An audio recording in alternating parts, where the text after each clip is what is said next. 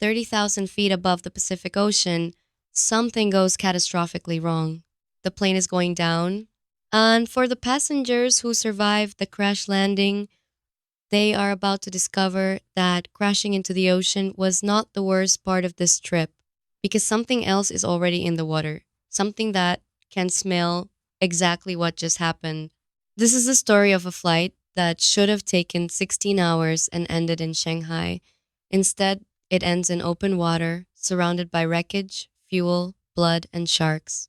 Stay with me because once this plane hits the water, things get a lot worse before they get any better. It starts like any other international flight. A commercial aircraft takes off from Los Angeles, bound for Shanghai, carrying a full cabin of passengers, business travelers, families, people just trying to get from one side of the world to the other. In the cockpit are two experienced pilots, men who have flown this kind of route more times than they can count. Routine, practice. Nothing about this flight suggests anything unusual is coming. The passengers settle in for a long haul, drinks are served, movies start playing on seatback screens, some people sleep, some scroll through their phones in airplane mode, killing time the way every long haul traveler does.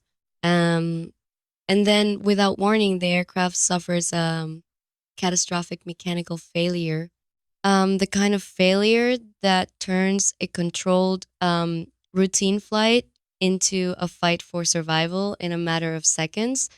Alarms start blaring in the cockpit. The pilots, under enormous pressure, drawing on years of training compressed into a handful of terrifying seconds, realize almost immediately that they are not going to make it to any airport. There's no runway close enough, no time to divert, no realistic option except one. They are going to have to put this plane down in open ocean. A water landing under the best circumstances is one of the most dangerous maneuvers in aviation.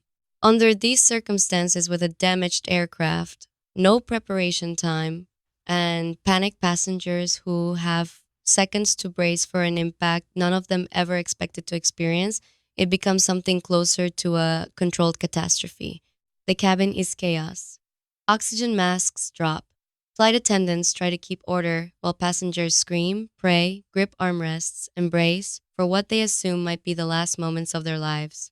The pilots fight the controls all the way down, and somehow, against odds that should not have favored them, they bring the aircraft down onto the surface of the open Pacific in something that, while violent and terrifying, is technically a survivable landing.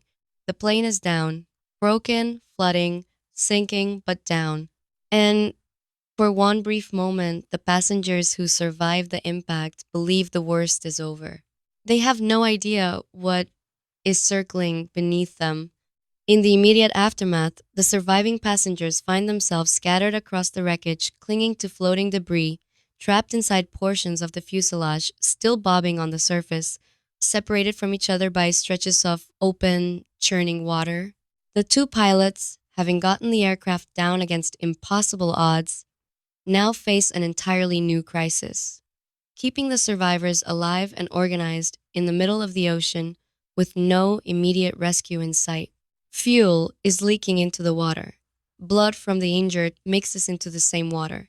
And in the ocean, that combination acts like a dinner bell that travels for miles. Sharks, drawn by the chaos, the scent, and the chemical chum of jet fuel and blood, begin to circle the wreckage.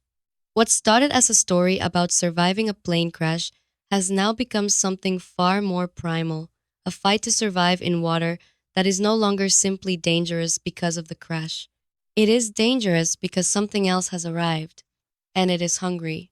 As the survivors try to organize themselves, finding floating debris stable enough to cling to, helping the injured, trying to account for who made it and who did not, the sharks begin their first approaches.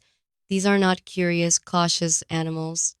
The chaos in the water, the blood, the unnatural amount of activity and noise has triggered something closer to a feeding frenzy than ordinary shark behavior.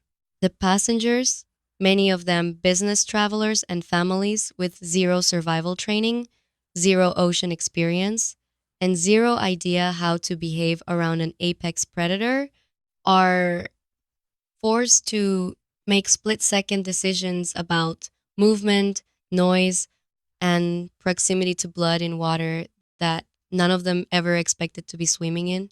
The pilots, trying to hold the group together and maintain some sense of order and leadership, become the de facto commanders of a situation that has nothing to do with flying a plane and everything to do with keeping a group of terrified strangers alive against a threat that does not negotiate. Every decision matters. Every wrong move toward open water, every panicked thrash, every drop of blood draws more attention from below. As the hours stretch on with no rescue in sight, the dynamics among the survivors start to shift. Some passengers rise to the occasion, staying calm, helping others, following the lead of the pilots and crew who are trying to keep everyone alive. Others, gripped by panic and the primal instinct to survive at any cost, start making decisions that put the group at greater risk, moving toward what looks like safer wreckage without checking what is in the water around it, panicking in ways that draw unwanted attention, or in some cases, putting their own survival ahead of anyone else's. The two lead pilots, despite having no formal training in this kind of crisis management, find themselves forced into leadership roles. Neither of them signed up for every decision they make, who moves where, who stays put, how the group manages the dwindling daylight and the rising fear could be the difference between someone living and someone not. Meanwhile, the search for the missing flight has presumably begun. But rescue in the middle of the open Pacific Ocean is not fast, and every hour that passes without help arriving is another hour. The sharks have to test the limits of the survivors' defenses. As conditions deteriorate, wreckage breaking apart further, fatigue setting in, injuries worsening without proper medical care, the threat from the sharks escalates into direct, desperate confrontations. The survivors are forced to fight back using whatever is available to them in the wreckage, improvised weapons, coordinated group movements, anything that might keep the predators at bay long enough for rescue to actually arrive. Some do not make it through this stretch of the ordeal. That is the brutal reality of a film built around this kind of disaster. The threat is real, and not everyone who survived the initial crash survives what comes after it. The pilots, drawing on the same instincts and composure that got the plane down safely in the first place, become the anchor that holds the group together through the worst of it, making the calls that keep as many people alive as possible as the hours drag on and the situation grows more desperate. Every passing minute without rescue raises the stakes further. The question is no longer simply, will help arrive, but will there be enough survivors left when it does? Without giving away every single beat of how this resolves, because the final stretch is genuinely the most intense part of the film here, is the shape of where it lands. Rescue, when it finally comes, arrives only after the survivors have been pushed to their absolute physical and psychological limits. The cost of those hours in open water is real, and the film does not pretend that everyone walks away from this unscathed, either physically or emotionally. What the ending focuses on is the bond formed between strangers thrown into the most extreme circumstance imaginable, people who had nothing in common a few hours earlier, fighting together against something ancient, instinctive, and utterly indifferent to who they were back on land. The pilots, the survivors who made it, and the wreckage of the flight that was supposed to take them quietly to Shanghai become a story that none of them will ever be able to fully explain to anyone who was not there.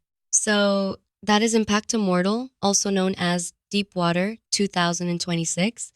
Aaron Eckhart and Ben Kingsley as the pilots, directed by Rennie Harlan, the filmmaker behind disaster and survival films like Cliffhanger and Deep Blue Sea. Is this a film aiming for deep philosophical meaning?